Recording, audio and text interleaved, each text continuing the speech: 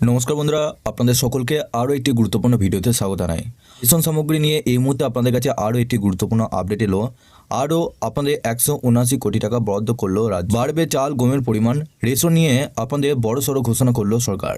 কি ঘোষণা করা হয়েছে এবং কতদিন আপনারা এই ফ্রি রেশন পাবেন এবং এই ফ্রি রেশন নিয়ে আপনাদের কি জানানো হয়েছে সব কিছুর তথ্য আপনাদেরকে এই ভিডিওটির মাধ্যমে সমস্ত কিছু ডিটেলসে জানাবো। তার আগে আপনারা যদি আমাদের এই চ্যানেলে নতুন দেখেন, চ্যানেলটিকে অবশ্যই সাবস্ক্রাইব করে বেল নোটিফিকেশনটা অল করে দিবেন। আমরা যখনই নতুন কিছু আপডেট দেবো আপনারা ওই নোটিফিকেশন বেলের মাধ্যমে আমাদের সমস্ত রকম খবর সবার আগে পেয়ে যাবেন।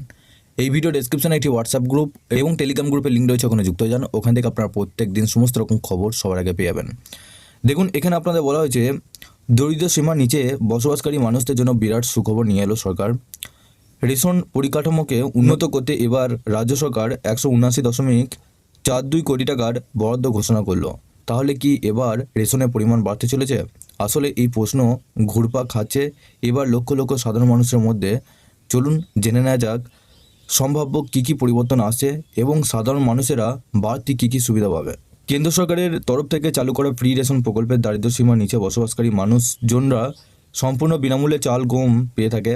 কেন্দ্র এবং রাজ্য সরকার এই প্রকল্পে যৌথভাবে পরিচালনা করে। তবে জানিয়ে রাখি, এই ঘোষণা এসেছে উত্তরপ্রদেশের রাজ্য সরকারের তরফ থেকে।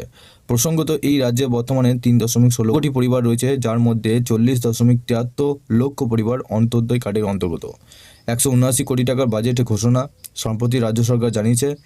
এই 179.42 কোটি টাকা মূলত পরিকাঠামো, গুদাম মজুতকরণ, লোডিং আনলোডিং এবং ফেয়ার প্রাইস শপের খাদ্যশস্য বিতরণের খরচ বাবদ বরাদ্দ করা হয়েছে। এর পাশাপাশি খাদ্য সংরক্ষণ এবং রেশন বিতরণের প্রক্রিয়াকেও আরও উন্নত করা হবে। আর রাজ্য সরকারের এই উদ্যোগের মূল লক্ষ্য হলো রেশন যাতে কোনো রকম অপচয় বা দুর্নীতি না হয় সেদিকে নজর রাখা এবং উপভোক্তাদের সঠিকভাবে রেশন সামগ্রী প্রদান করা। চালানো হবে নজরদারি। এই গোটা প্রকল্পের ওপর খাদ্য এবং নাগরিক সরবরাহের বিভাগের কমিশনরা নজরদারি চালাবে বলেই জানানো হয়েছে। এর মাধ্যমে প্রতিটি স্তরে সঠিক খাদ্য সরবরাহ নিশ্চিত করা যাবে। তবে হ্যাঁ, একটি বিষয় অবশ্যই মাথায় রাখতে হবে, যাদের ইতিমধ্যে রেশন কার্ড রয়েছে তাদের বাধ্যতামূলকভাবে ইকেওয়াইসি আপডেট করতে হবে, নাহলে রেশন কার্ড অচল হয়ে যাবে। এখন আপনাদের অনেকের মনে প্রশ্ন আসতে পারে যে রেশন কার্ড অনুযায়ী কতটা রেশন সামগ্রী মিলবে। তবে যেমন জানা যাচ্ছে যে সাধারণ রেশন কার্ডধারীদের প্রতি সদস্যদের জন্য 2 কেজি গম এবং 3 কেজি চাল দেওয়া হবে। তবে অন্তর্দয় কার্ডধারী পরিবার পিছু 14 কেজি গম এবং 21 কেজি চাল দেওয়া হবে, অর্থাৎ মোট 35 কেজি খাদ্যশস্য বিনামূল্যে মিলবে।